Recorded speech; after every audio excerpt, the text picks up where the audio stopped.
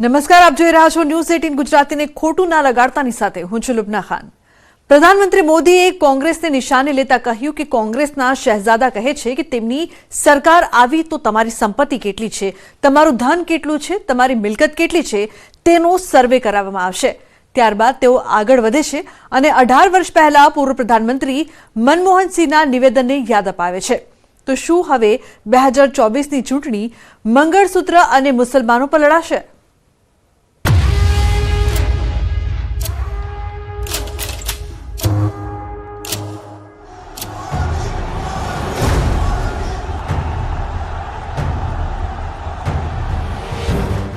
લોકસભા ચૂંટણીના બીજા તબક્કામાં રણમાં પ્રધાનમંત્રી નરેન્દ્ર મોદીએ કોંગ્રેસ પર અત્યાર સુધીનો સૌથી મોટો વાર કર્યો છે।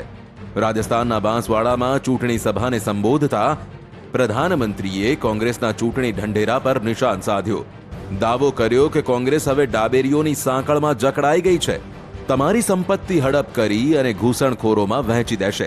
और पहले जब उनकी सरकार थी उन्होंने कहा था कि देश की संपत्ति पर पहला अधिकार मुसलमानों का है। इसका मतलब ये संपत्ति इकट्ठी करके किसको बांटेंगे?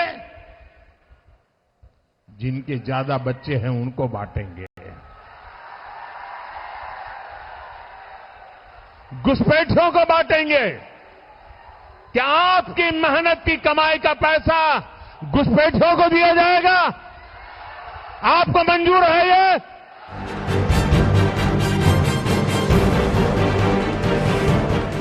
માત્ર સંપત્તિઓની વહેંચણીનો જ આરોપ પ્રધાનમંત્રી મોદીએ કોંગ્રેસ પર નથી લગાવ્યો, પણ માતા બહેનોનું સોનું હડપ કરી જવાનો પણ આરોપ લગાવી દીધો। કહ્યું, માતા બહેનોના મંગળસૂત્ર પણ કોંગ્રેસ બચવા નહીં દે। कि अगर कांग्रेस की सरकार बनेगी तो हर एक की प्रॉपर्टी का सर्वे किया जाएगा। हमारी बहनों के पास सोना कितना है उसकी जांच की जाएगी, उसका हिसाब लगाया जाएगा। उसका मंगलसूत्र वो एक सोने का कीमत का मुद्दा नहीं है, उसके जीवन के सपनों से जुड़ा हुआ है। तुम उसे छीनने की बात कर रहे हो अपने मैनिफेस्टो में।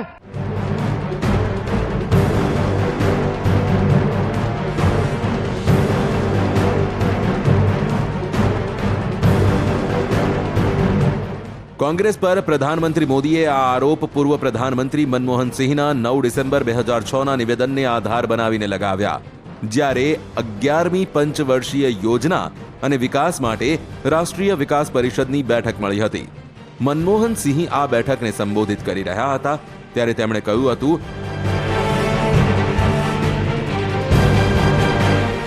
કે મારું માનવું છે કે આપણી સામૂહિક પ્રાથમિકતા સ્પષ્ટ છે। કૃષિ, સિંચાઈ, જળ સંસાધન, આરોગ્ય, શિક્ષણ, ગ્રામીણ ઇન્ફ્રાસ્ટ્રક્ચરમાં રોકાણ, એસસી, એસટી અને અન્ય પછાત વર્ગ, અલ્પસંખ્યકો, મહિલાઓ અને બાળકોના વિકાસ માટે કાર્યક્રમ આપણી પ્રાથમિકતા છે। એસસી અને એસટીની યોજનાઓને નવેસરથી તૈયાર કરવાની જરૂર છે। આપણે તે સુનિશ્ચિત કરવા માટે નવી યોજના બનાવવી પડશે કે અલ્પસંખ્યકો, વિશેષ રૂપે મુસ્લિમોને વિકાસમાં સમાન ભાગીદારી મળે। સંસાધનો પર પ્રથમ હક તેમનો જ હોવો જોઈએ। પ્રધાનમંત્રી મોદીએ નિશાના પર મનમોહન સિંહને લીધા તો ભાજપે 2006માં તત્કાલીન પ્રધાનમંત્રી મનમોહન સિંહનું નિવેદન જાહેર કરવામાં વિલંબ પણ ન કર્યો।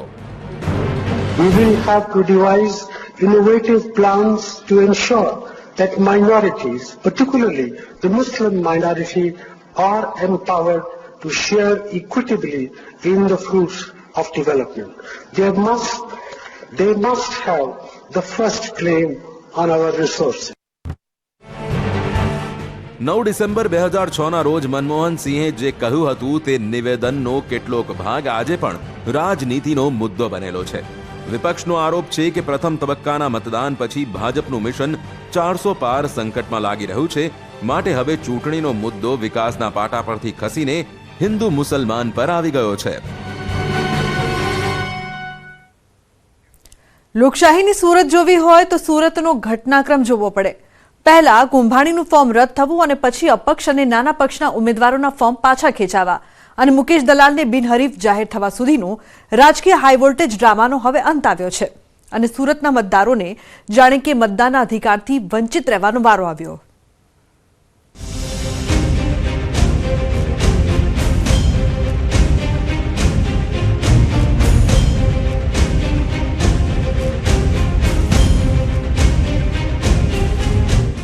ચૂંટણી હજુ ચાલુ છે, ચૂંટણી હજુ બાકી છે, જંગ અભી જારી है। જ્યાં સુધી એક છેલ્લો પણ સૈનિક બાકી રહે ત્યાં સુધી યુદ્ધ ચાલુ રહેશે અને આપણે ભારતીય જનતા પાર્ટીના કાર્યકર્તાઓ જે રીતે ચૂંટણી લડવા ટેવાયેલા છે તે જ રીતે આપણે ચૂંટણી લડવાની છે। એમાં કાંઈ કચાશ નહીં રહી, કાંઈ અતિવિશ્વાસ નહીં રહી। દુશ્મન નાનો હોય કે દુશ્મન મોટો હોય, દુશ્મન એ દુશ્મન છે, એને આપણે કચડી નાખવાનો છે। હજુ તો 2 દિવસ પહેલા જ મુકેશ દલાલે ઓલપાડમાં આયોજિત એક સભામાં ધારદાર ભાષણ આપ્યું હતું। ચૂંટણી લડવાની અને જીતવાની વાત કરી હતી, પણ જે રીતે ભારતીય જનતા પાર્ટી ચૂંટણી જીતવા માટે ટેવાયેલી છે તે રીતે। પણ આજે તો તેઓ વગર ચૂંટણીએ જીતી ગયા અને જીતનો જશ્ન મનાવી રહ્યા છે। સુરતના ભાજપના લોકસભાના ઉમેદવાર એવા મુકેશ દલાલ CR પાટીલના આશીર્વાદ મેળવી રહ્યા છે, પણ આ ત્યારે શક્ય બન્યું જ્યારે પ્યારેલાલનો પત્તો લાગ્યો અને તેમણે ઉમેદવારી પાછી ખેંચી।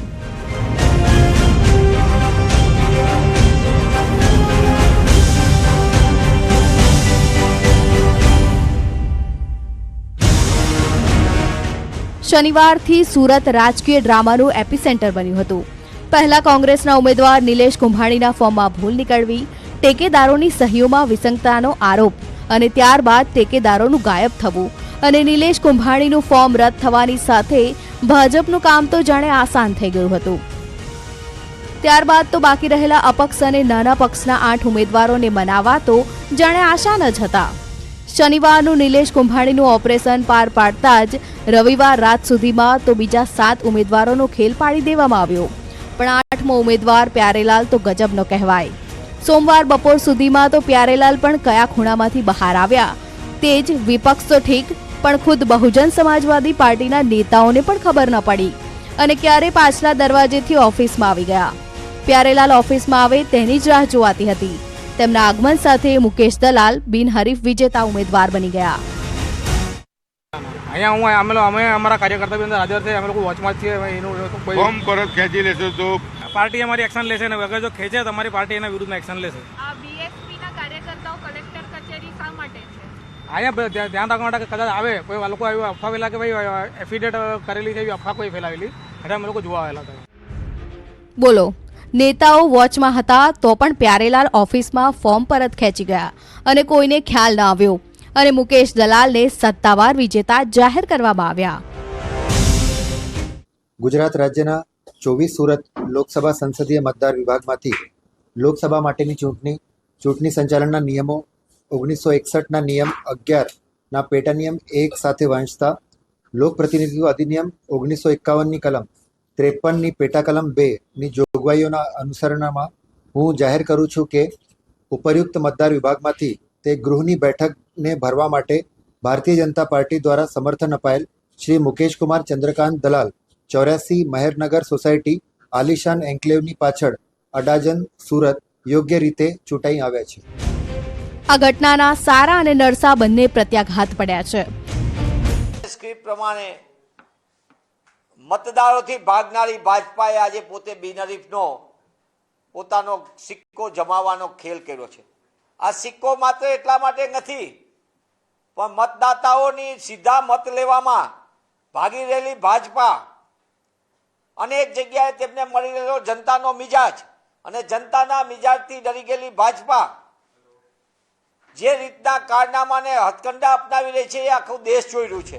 એક તરફ ભાજપ જીતની ઉજવણી કરી રહી છે તો બીજી તરફ સુરતના મતદારો મતદાન કરવાના અધિકારથી જ વંચિત રહી ગયા હોવાની ચર્ચાઓએ જોર પકડ્યું છે અને બૌદ્ધિકો આને લોકશાહીની હાર ગણાવી રહ્યા છે।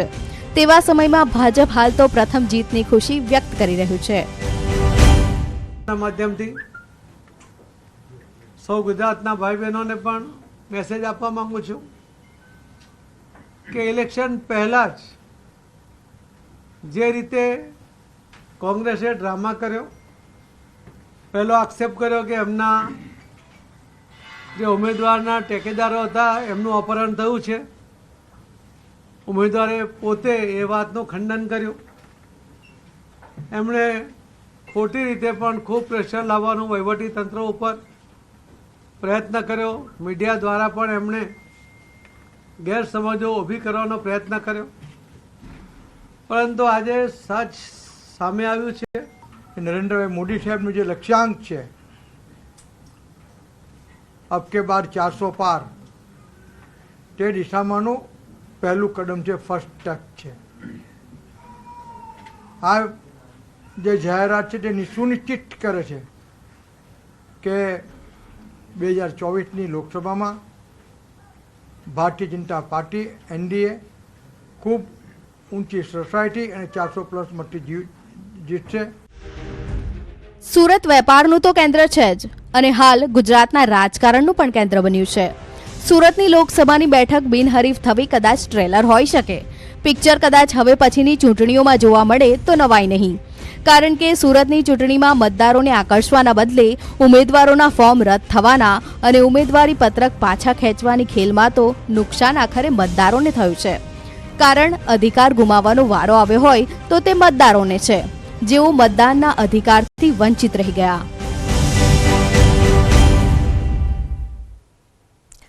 ઇન્ડિયા ગઠબંધનમાં ભલે બધા રાજકીય પક્ષો એકજૂટ હોવાનો દાવો કરે, પણ આ પાર્ટીના કાર્યકર્તાઓમાં મનમેળ ન હોવાના દ્રશ્યો સામે આવ્યા છે. રાંચીમાં ગઠબંધનની રેલી દરમિયાન બબાલ થઈ, કાર્યકર્તાઓએ એકબીજા પર ખુરશીઓ ફેંકી અને દંડાથી મારામારી કરી. ફેંકાઈ રહી છે એકબીજા પર ખુરશી, દંડાથી થઈ રહ્યા છે વાર. ખુરશી બની છે વાર કરવા માટે હથિયાર. આ દ્રશ્યો ઝારખંડના રાંચીના ઇન્ડિયા ગઠબંધનની રેલીના છે. બે જૂથના કાર્યકર્તા વચ્ચે જબરદસ્ત બોલાચાલી અને ઝપાઝપી થઈ. વાત એટલી હદે પહોંચી કે હજારોની સંખ્યા વચ્ચે કાર્યકરોએ એકબીજા પર ખુરશી ફેંકી લાકડીઓ વડે હુમલો કર્યો. આ હોબાળાનો વિડીયો પણ સામે આવ્યો છે, જેમાં બે જૂથના કાર્યકર્તાઓ એકબીજા પર ખુરશી ફેંકે છે. આ ઘટના બાદ રેલીમાં તંગદિલીનો માહોલ સર્જાયો હતો. વિડીયોમાં એક વ્યક્તિનું માથું લોહીથી લથબથ હાલતમાં જોવા મળ્યું હતું. કહેવામાં આવ્યું હતું કે ટિકિટની વહેંચણીને લઈને ઉમેદવારો વચ્ચે મતભેદ હતા, જે બાદ તેઓએ એકબીજા પર હલ્લાબોલ કર્યો. ઉલ ગુલાન ન્યાય મહારેલીમાં જે બબાલ થઈ તેની પાછળનું કારણ ચતરાથી KN ત્રિપાઠીની ઉમેદવારી રહી, જેના કારણે રેલીમાં કોંગ્રેસ અને રાજદના કાર્યકર્તાઓ આમને સામને આવી ગયા. કોંગ્રેસ KN ત્રિપાઠીને ચતરા લોકસભા બેઠકથી ઉમેદવાર બનાવ્યા. ટિકિટની વહેંચણી અને સીટની વહેંચણીને લઈ તમામ નારાજ હતા. પરિણામે કાર્યકરોમાં એટલી હદે ઝપાઝપી થઈ કે એકનું માથું પણ ફોડી નાખ્યું.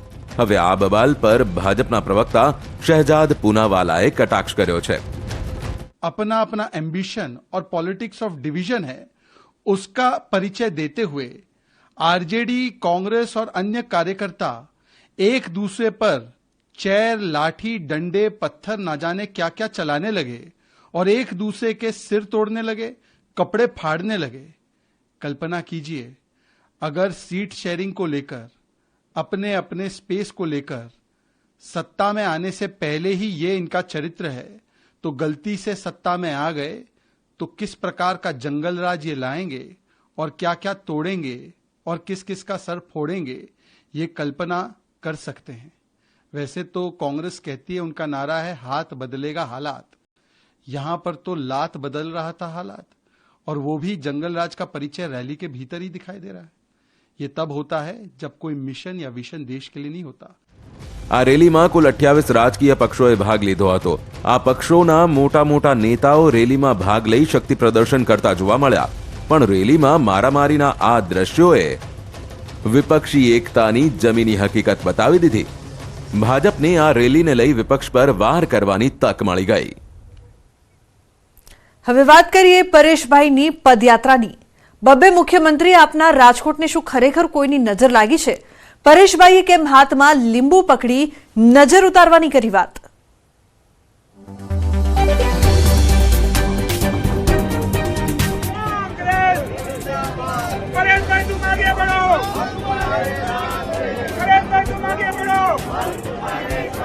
कांग्रेस जिंदाबाद, कांग्रेस जिंदाबाद.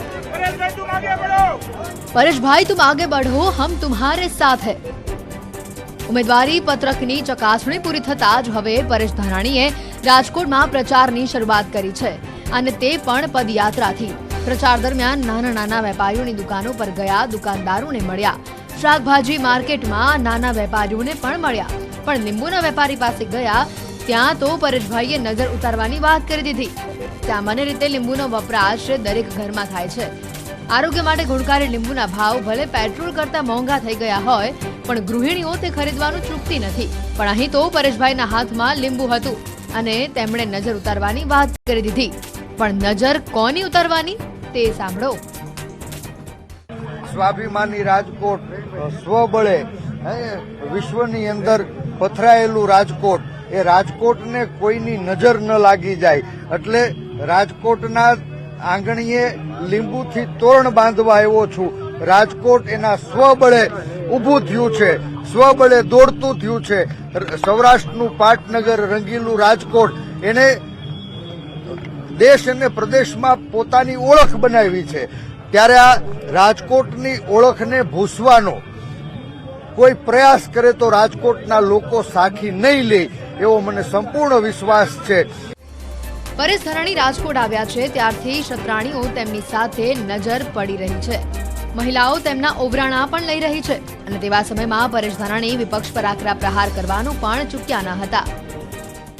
આ દેશની સંસ્કૃતિએ હંમેશા શક્તિની પૂજા કરી છે અને એ સૌરાષ્ટ્રની ભૂમિના પાટનગર ઉભો છું, જ્યાં એ જનની જણતો જણજે કા સંત કા સૂર ને કા દાતાર, નહીતર રેજે વાંજણી તારું મત ગુમાવીશ નૂર. આજ એ મારા સૌરાષ્ટ્રની રાજકોટની ઓળખ, એને એમાં ક્યાંય ને ક્યાંય ઉણપ આવે એવી સ્થિતિ ઇરાદાપૂર્વક ઊભી કરવામાં આવી રહી છે. ઇતિહાસ એનો સાક્ષી છે કે જ્યારે શક્તિઓનું અપમાન થાય, દીકરીઓના દામનને દાગ લગાડવાનો પ્રયાસ થાય, ત્યારે શક્તિએ રણચંડીનું સ્વરૂપ લઈ અસુરોનો નાશ કર્યો છે. અને આજ એ જ મારી શક્તિઓ હૃદયની ઉર્મિથી એક દીકરાને આશીર્વાદ આપી રાજકોટની ઓળખ જે છે એ પુનઃ સ્થાપિત થાય. રાજકોટ એ દેશ, પ્રદેશ અને વિશ્વમાં એની કીર્તિ વધે, એનો વ્યાપ વધે, એના વેપાર ધંધા, આશા અને અપેક્ષાઓ પરિપૂર્ણ થાય એ માટે મને આશીર્વાદ આપે. આ પદયાત્રામાં પરેશ ધાનાણી સુરતની ઘટના પર પણ બોલવાનું ચૂક્યા નહીં. કોંગ્રેસના ઉમેદવાર નિલેશ કુંભાણીના ફોર્મ રદ થવાની ઘટનામાં જનતા જડબાતોડ જવાબ આપશે તેમ કહીને ભાજપ પર પ્રહાર પણ કરી દીધા. સુરતની ઘટના એ પહેલી પણ નથી અને છેલ્લી પણ નથી. હું હંમેશા કહું છું કે સત્તામાં બેઠેલા લોકો આજ ભાન ભૂલ્યા છે. સત્તા અને અહંકારની એડીએ લોકોના સ્વાભિમાનને કચડવાનો પ્રયાસ થઈ રહ્યો છે. ક્યાંક ભ્રષ્ટાચારની રીત રસમોથી કમાયેલા કાળા ધનના કોથળે વિપક્ષમાં રહી અને જનતાનો અવાજ ઉઠાવનારા લોકોને ડરાવી, ધમકાવી, લલચાવી, ફોસલાવી અને તોડવાનો પ્રયાસ કરે છે. એ વિપક્ષને નથી તોડી રહ્યા, જનના સ્વાભિમાનને ઠેસ પહોંચાડવાનો પ્રયાસ કરી રહ્યા છે. એની ગુજરાતના લોકો આવતા દિવસોમાં જડબાતોડ જવાબ આપશે. ચૂંટણીનો પ્રચાર હવે ધીરે ધીરે અંતિમ તબક્કા તરફ આગળ વધી રહ્યો છે. ભાજપ અને કોંગ્રેસના આરોપ પ્રત્યારોપ પણ તેજ થઈ ગયા છે. આવી સ્થિતિમાં ચૂંટણીનો દિવસ પણ મહત્વનો સાબિત થશે. મતદાનના દિવસ માટે વધુને વધુ મતદાન થાય તે માટે બંને પક્ષ પ્રયાસમાં લાગી ગયા છે. પણ વધુને વધુ મત કયા પક્ષમાં પડશે તે પરિણામના દિવસે જ ખબર પડશે. હાર્દિક જોશી, ન્યૂઝ 18 ગુજરાતી, રાજકોટ.